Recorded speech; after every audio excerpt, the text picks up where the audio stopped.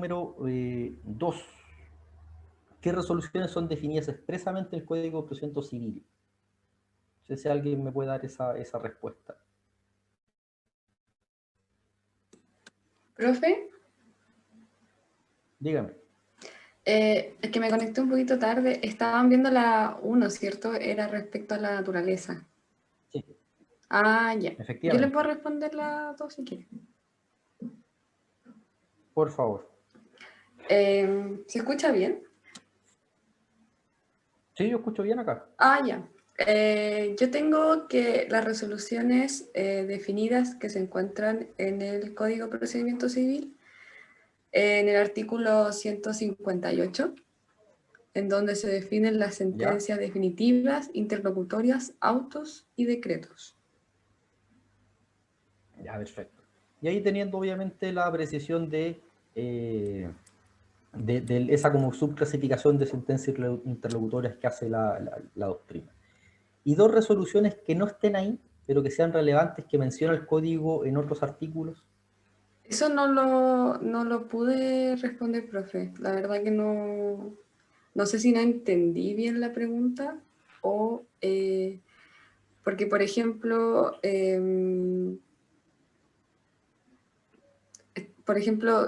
puse que los autos denominaban aquellos como la resolución que recae en un incidente no comprendido en el inciso anterior.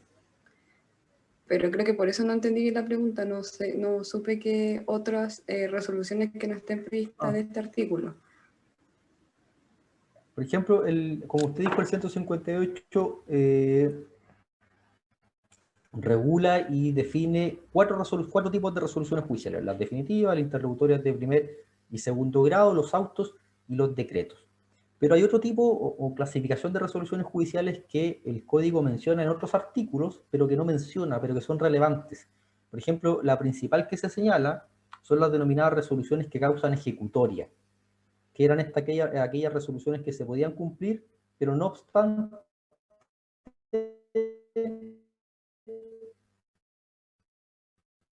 la interposición de recursos en su contra, que es una clasificación relevante en materia recursiva, pero que el 150 no sé si se acuerdan de las sentencias de término. En algún minuto, cuando se estudia el abandono de procedimiento como incidente especial, algo se menciona sobre las denominadas sentencias de término. No sé si alguna vez escucharon de ellas. Profesor, disculpe por interrumpirlo, pero es que no escuché nada de lo que dijo al último. ¿Podría repetirlo, por favor? Ya. Ahora se escucha, ¿no? Que parece que tuvo un problema como de conexión. El 158 enumera 4 resoluciones: definitivas, interlocutorias, autos y decretos. Pero el Código de Procedimiento Civil, a lo largo de su regulación, menciona otros tipos de clasificaciones de resoluciones judiciales que no están en el 158. Por ejemplo, las resoluciones que causan ejecutoria o sentencias que causan ejecutoria, que es una clasificación recogida y ampliamente por la doctrina y jurisprudencia, que se refieren a aquellas sentencias que se pueden cumplir, que se pueden ejecutar, no obstante que existen recursos pendientes en su contra. Es decir, que son sentencias que, pese a que no están firmes, que pese a que no producen los efectos de cosa juzgada, aún así se pueden ejecutar y se puede exigir su cumplimiento. Hay otra resolución u otro tipo o clasificación de resolución que se denominan sentencias de término. No sé si ustedes la escucharon alguna vez en los módulos anteriores. Que al menos creo que el artículo 98 del CPC, cuando se refiere al abandono de procedimiento, habla de la sentencia de término. ¿Alguien se acuerda? O al menos recuerda haberla oído en algún momento de la carrera, aunque no recuerde lo que es. Yo recuerdo haberlo leído, pero no, la verdad que no recuerdo bien a qué se refiere. Sé que lo leí, pero no Ya. sé en específico qué es. Cuando se habla de sentencia de término, que es como básicamente la oportunidad límite para poder alegar el abandono de procedimiento, se dice que la acumulación de autos. El artículo 98 refiere a la acumulación de autos. Se refiere a aquella sentencia que pone fin a la última instancia. Cuando se dice que el código, cuando habla en el artículo 98 de la sentencia de término, se está refiriendo a aquella sentencia que le pone fin a la última instancia. Nosotros recordamos en la clase pasada que era una instancia, y la instancia era este grado de conocimiento que permite a un tribunal revisar o pronunciarse sobre los hechos y el derecho. Y dijimos que habían ciertos grados de conocimiento que no constituían una instancia. Por ejemplo, los recursos de casación, en la forma o en el fondo, generan un nuevo grado de conocimiento, pero en que el tribunal solamente se puede pronunciar sobre el derecho. Entonces eso no es una instancia. En cambio, la apelación, el recurso de apelación, genera también un nuevo grado de conocimiento en que el tribunal sí se puede pronunciar sobre el hecho y el derecho. Por lo tanto, eso sí es una instancia, una segunda instancia. Hasta ahí se entiende, ¿no? Ese tema de la instancia queda claro. Sí, profe. Profe, Ya. Entonces, si tenemos un procedimiento que se tramitó en primera instancia y se dictó la sentencia definitiva correspondiente, se apeló, se falló esa apelación y por lo tanto también se dictó la sentencia definitiva en segunda instancia. Luego se recurrió de casación en el fondo, se llegó a la Corte Suprema y la Corte Suprema también dictó la sentencia correspondiente que se pronunció sobre el recurso de casación, que no constituye una instancia. ¿Cuál de esas tres sentencias sería la sentencia de término en ese procedimiento en particular? La que se dictó en primera instancia, la que se dictó en segunda instancia o la que se dictó ante la Corte Suprema.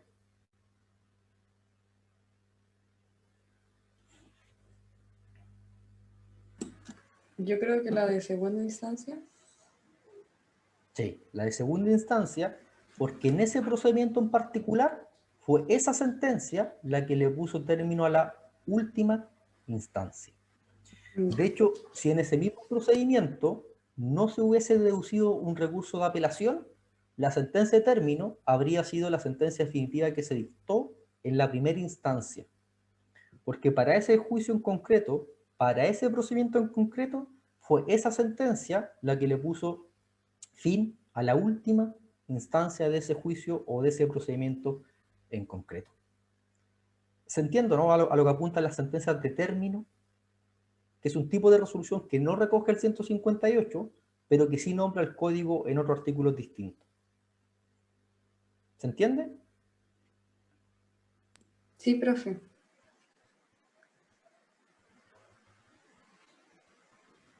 Ya. Hay otra que sí recibe quizá una aplicación mucho mayor. Si uno lee, por ejemplo, el 767 del Código de Procedimiento Civil, que se refiere al recurso de casación en el fondo, y se refiere a las sentencias interlocutorias, pero aquellas que le ponen término al procedimiento o hacen imposible su prosecución. Es decir, es un tipo de sentencia interlocutoria, pero que produce un efecto determinado. O le pone término a un procedimiento, o hace imposible que ese procedimiento siga adelante. ¿Habían escuchado de eso alguna vez o no? De estas sentencias interlocutorias, es decir, que fallan en un incidente, pero que al fallarlo hacen que el procedimiento termine. ¿Recuerdan esa o no?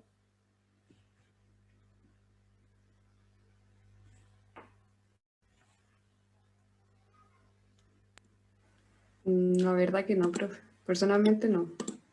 Como que me suena un poco al desistimiento, ¿puede ser o no? ¿No? ¿Sí? Sí, ese es un ejemplo. La sentencia, porque el desistimiento de la demanda es un incidente especial.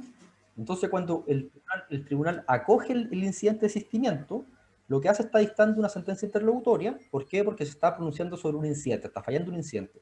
Pero produce un efecto en particular, que es ponerle término a este procedimiento. Y esa sentencia es una sentencia interlocutoria, pero que le pone término al procedimiento. Y es relevante porque respecto de esas sentencias, de esas interlocutorias, proceden los recursos de casación.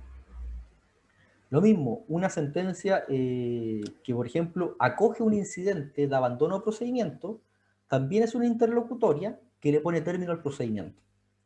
O las sentencias, por ejemplo, que acogen las excepciones de incompetencia. También son interlocutorias, porque falla en un incidente, poniéndole término al procedimiento. Ahí se entiende, ¿no? Sí. Ya. Ese es también otro tipo de clasificación o tipo de resolución judicial relevante, pero que no está definida expresamente en el artículo 158. Estas sentencias interlocutorias que le ponen término a un juicio o hacen posible su prosecución. Ya. De hecho, bueno, esta es la que usted dijo en realidad, una resolución que acoge el desistimiento de la demanda, poniéndole término al procedimiento, constituye o no una sentencia definitiva. O sea, ya les dije que no es una definitiva, sino que es una interlocutoria. Pero ¿por qué no es una definitiva? ¿Por qué no podemos calificarla como sentencia definitiva, pese a que le puso término o fin a un procedimiento? Porque no resuelve la controversia. Bien, porque no resuelve el asunto controvertido, no se pronuncia sobre la controversia, sino que resuelve una cuestión de carácter formal. Nunca entró a pronunciarse sobre el fondo del asunto. Lo mismo pasa con los abandonos de procedimiento, con las incompetencias o sobre cualquier incidente de carácter formal. Se pone término al procedimiento, sí, a la instancia del procedimiento en sí, pero nunca existe un pronunciamiento sobre el fondo del asunto o sobre la controversia. Solamente se le pone término al procedimiento por una cuestión de carácter formal y por eso no tienen la naturaleza jurídica de sentencia definitiva. Bien. Las 1, 2 y 3 se entienden, ¿cierto? Sí, profe. Ya. Y 4. Señale 3 requisitos generales de las resoluciones judiciales y requisitos específicos de la sentencia definitiva. ¿Quién encontró requisitos generales de resoluciones judiciales? Yo, profe. Dígame. Las resoluciones judiciales tienen como requisitos generales que deben tener expresión en letras de la fecha y del lugar en que se expida, la firma del juez o jueces que la dictan o que las emitan, y la autorización del secretario del tribunal. Están en el artículo 169 del Código de Procedimiento Civil. Bien. Y si uno lo vincula también al 61 por la autorización del secretario o del ministro. Sí. Bien. La sentencia definitiva ya le hemos dicho varias veces que se refiere al 170 y que es sumamente relevante porque se vincula con una garantía fundamental a obtener sentencias o decisiones fundamentadas. Bien. ¿Se acuerdan de un requisito en particular que debe contener la primera resolución judicial que existe en un procedimiento, no? Esa resolución, algo tiene que asignarle a la causa.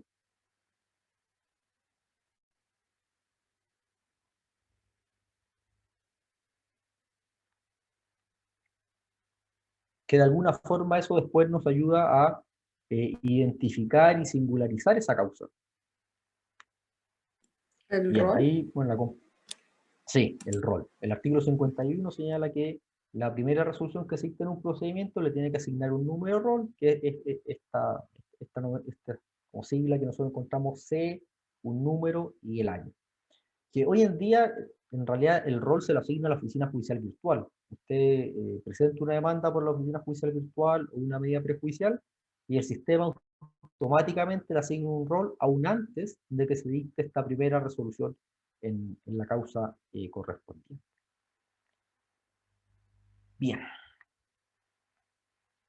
La 5, que es de juicio ordinario. ¿Por qué la denominación de auto que se utiliza para aludir a la resolución que recibe la causa prueba es incorrecta? ¿Y cuál sería su naturaleza jurídica cuando uno habla del auto de prueba?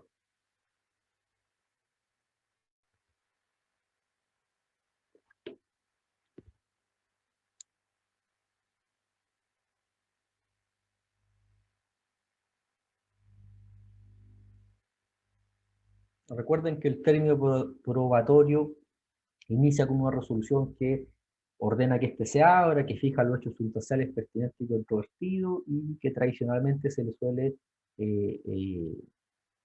denominar como auto de prueba. pero siempre se dice que esa resolución no es un auto, jurídicamente no es un auto, sino que es otro tipo de resolución judicial, tiene otra naturaleza.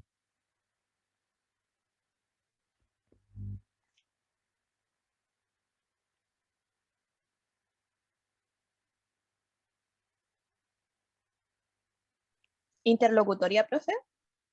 Sí, sería una interlocutoria de primer o de segundo grado.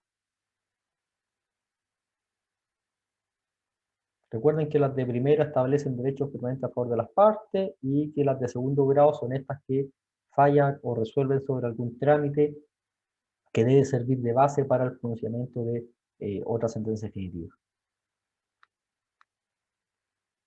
Ahí la compañera del chat dice que son de segundo grado, que efectivamente el denominado auto de prueba o resolución que recibe la causa de prueba es un clásico ejemplo de una sentencia interlocutoria de segundo grado. Porque esta resolución, esta resolución que fija los hechos sustanciales pertinentes y controvertidos, en realidad va a servir de base para la dictación de otra sentencia. ¿Cuál es esta otra sentencia que tiene que tener como base la autoprueba? O que de alguna forma tiene que guardar congruencia con estos hechos sustanciales pertinentes y controvertidos que se fijaron en el auto de prueba.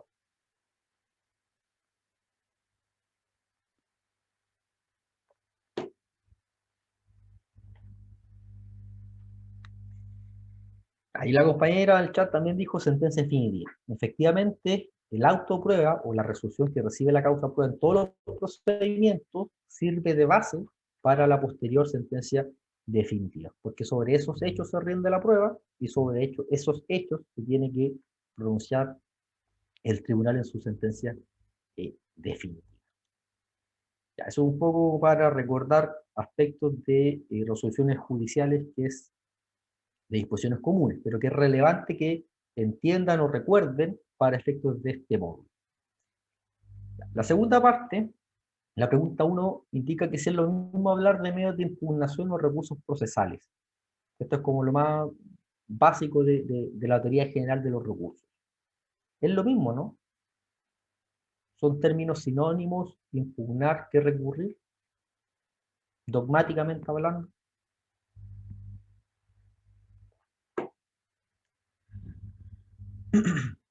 No, profesor, no es lo mismo. Ah, no son lo mismo. ¿Y cuál sería la diferencia? ¿Cómo usted puede distinguir entre lo que es un recurso procesal y lo que sería un medio de impugnación? Profe, Me acuerdo. Oh, no, habla nomás. no, que hable el compañero, está bien. Iba a decir, profe, que habíamos visto que en cuanto a la impugnación y los recursos, la impugnación viene a ser el género y los recursos son una especie de este género. Y además vimos que existen ciertas características que deben tener los recursos que aplican, digamos, esto y que deben ser copulativas para que se hable de un recurso y no de un medio de impugnación cualquiera. ¿Cuáles serían esas características o son elementos que nosotros vimos que hacen que un recurso sea un recurso y no otro medio de impugnación? ¿Alguna o las más relevantes que recuerden? Fija pregunta de prueba, fija pregunta de prueba y de examen, la primera que va a ir en cualquiera.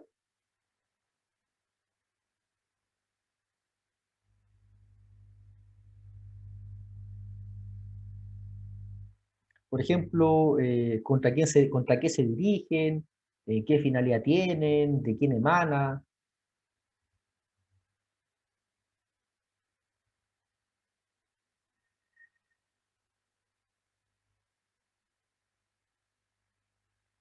Profe, Por ejemplo, dígame. volví que estaba cerrando las ventanas. Por ejemplo, tiene que emanar de parte. No puede ser, por Ya, ejemplo, los recursos son siempre un acto jurídico procesal de parte. Bien. jurídico procesal de parte y son contra una sentencia no firme o ejecutoriada. Sí, contra una resolución judicial pendiente. No tiene que estar firme o ejecutoriada porque, de hecho, presupuesto para que esté firme es que ya no procedan recursos en su contra. Bien. Finalidades de los recursos. Tradicionalmente, ¿qué busca un recurso respecto a esa sentencia?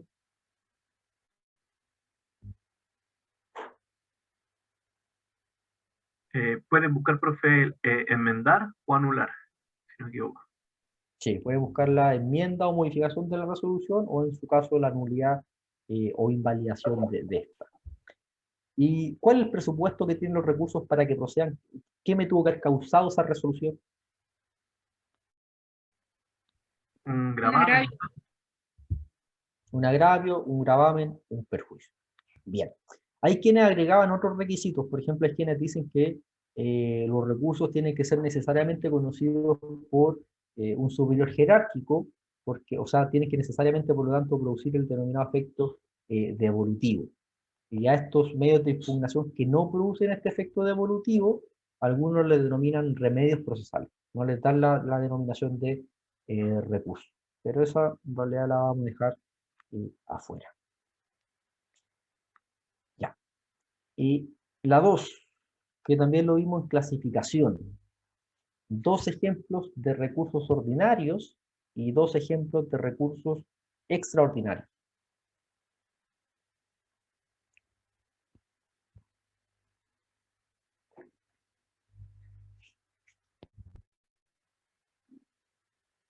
Si alguien me puede partir diciendo qué es un recurso ordinario y qué es un recurso extraordinario. ¿Profe? Dígame. Ya, yo tengo que los recursos procesales proceden, valga la redundancia, contra mayor cantidad de resoluciones judiciales no teniendo una causal específica.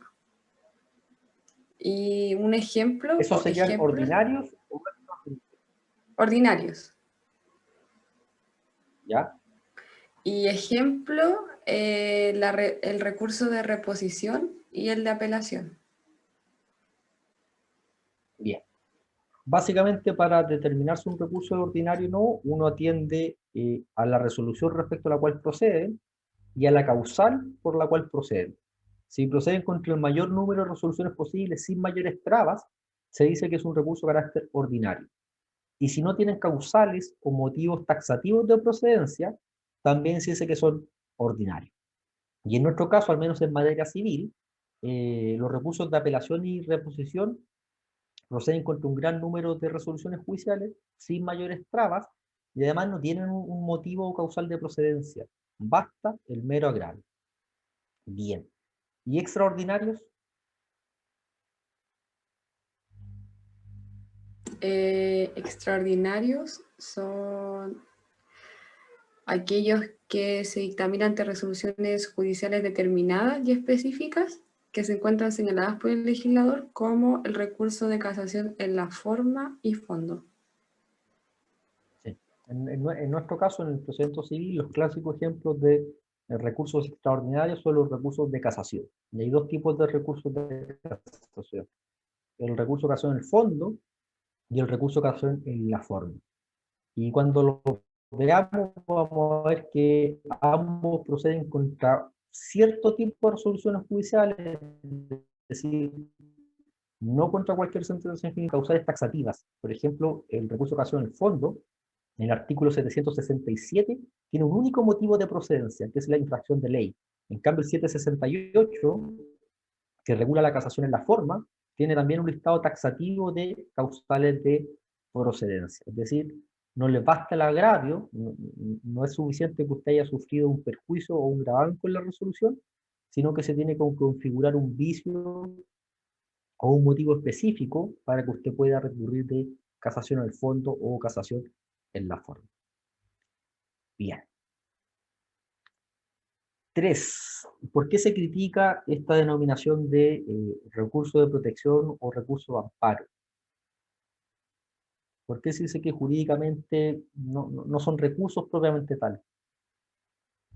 Profe, es porque los recursos de protección y amparo, que en realidad serían mejor denominados como acción de protección y amparo, no tienen las características, todas las características que debe tener un recurso. Por ejemplo, estas no van contra una resolución, sino que van contra actos u omisiones.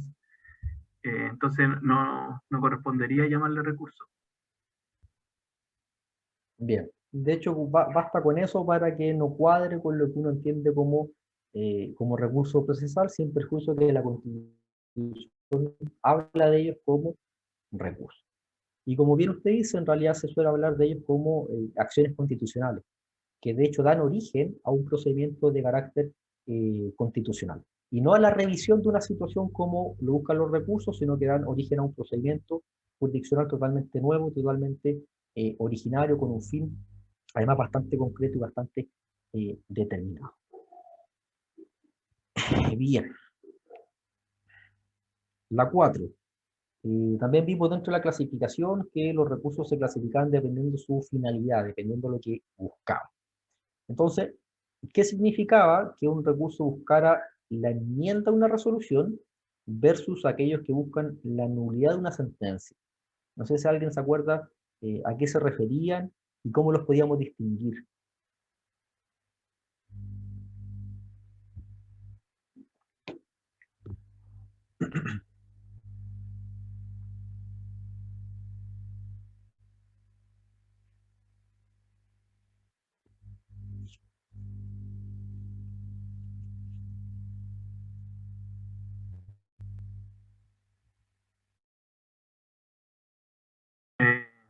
Recuerdo que, bueno, la diferencia entre un recurso que busca enmendar o anular una sentencia es tal como lo dice su nombre, digamos, uno busca enmendar, digamos, sería cambiar algunas partes de la sentencia, en cambio, el otro busca anularla completamente. ¿Y cómo se distinguen entre uno y otro? Es que en el caso, digamos, de los recursos que buscan anular una sentencia, tendría que hacerse de nuevo el proceso.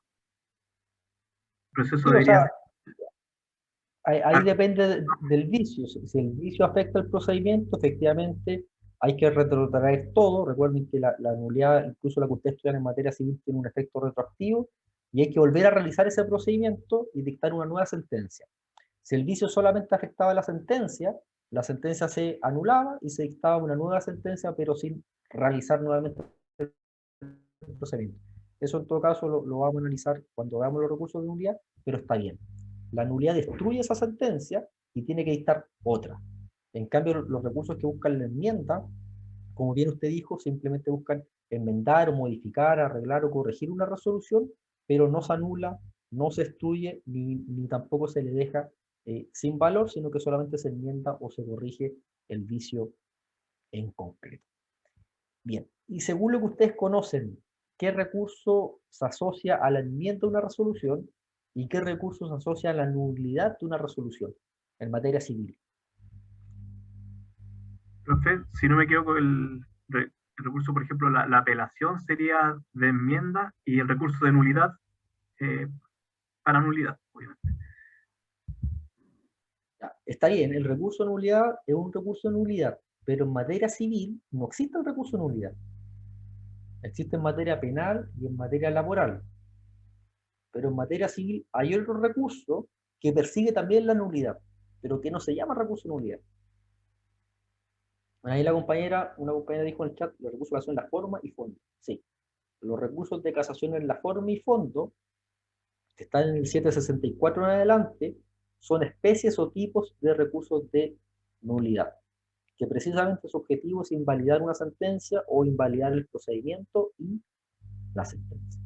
Pero el recurso de nulidad como tal no existe en materia procesal civil, solamente existe en materia procesal penal y en materia procesal laboral, que recibe ese nombre como tal, como recurso de nulidad. Ya. Y la última, que también algo que no pueden olvidar nunca a lo largo de la carrera. ¿Cuáles son las hipótesis en que una sentencia definitiva o interlocutoria adquieren el carácter de firme o ejecutoriada?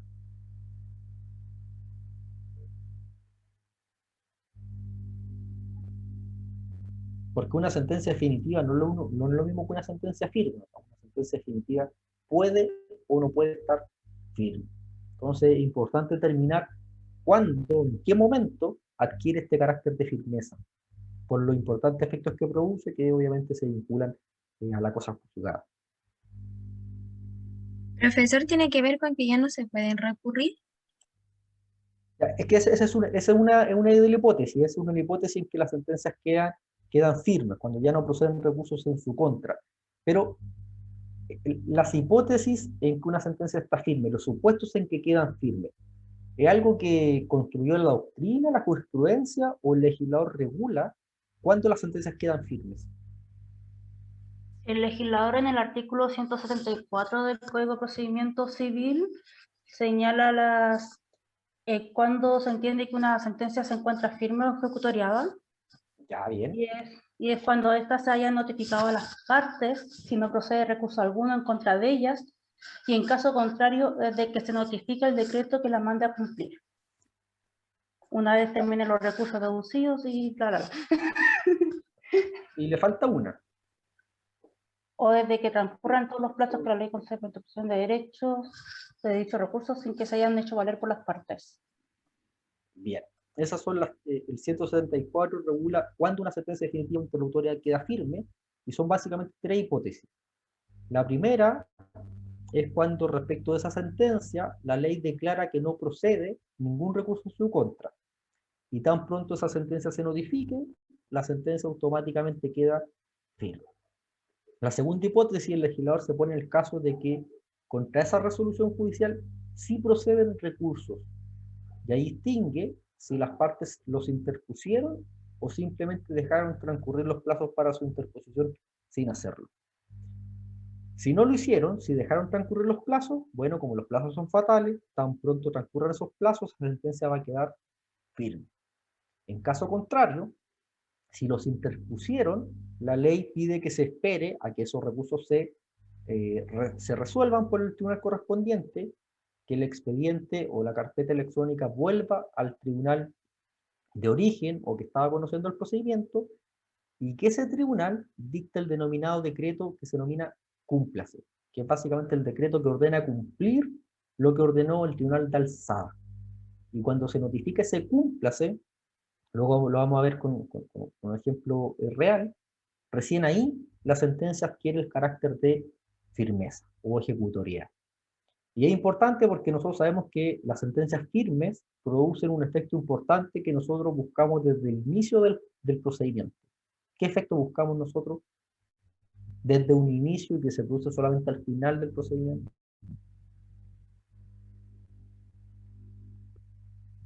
El efecto de cosas juzgadas.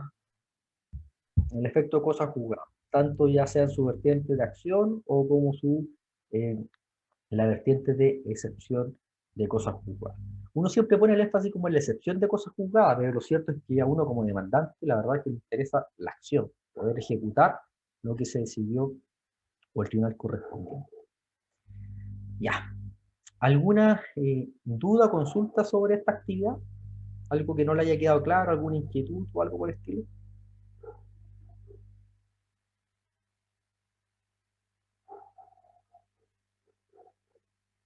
Ya, voy a entender que no. Ya, le adelanto un poco lo que vamos a hacer. Vamos a retomar obviamente 20 para las 5 como habíamos acordado al inicio del semestre. Hoy día vamos a ver, bueno, concluir lo de la sesión pasada, que son solamente dos diapositivas, y vamos a ver el primer recurso que se denomina PAIR. Luego de eso, que tiene una regulación bastante escueta, bastante breve, vamos a ver un poco de reacción forense, requisitos básicos comunes a un escrito judicial, de modo que ustedes eventualmente puedan plasmar un recurso sencillo como es el recurso de aclaración. Y luego obviamente les voy a dejar el taller número 3, que se vincula un poco con reacción forense, para que vayan manejando algunos conceptos básicos, alguna estructura básica, y de alguna forma vayan como soltando la mano de cara a la redacción. Próxima semana vamos a ver el recurso de reposición, y eso sería lo que entraría en la primera prueba parcial, que entiendo que es el 20 de abril. Entonces entraría teoría general de los recursos, el recurso de aclaración, interpretación, rectificación de enmienda, que lo veíamos hoy, y el recurso de reposición, que lo veíamos en la clase siguiente. ¿Ok? Ya, profe. Ya. Entonces, nos vemos 20 para las 5. De ahí continuamos con la clase. Y recuerden enviar los talleres los que no los han enviado.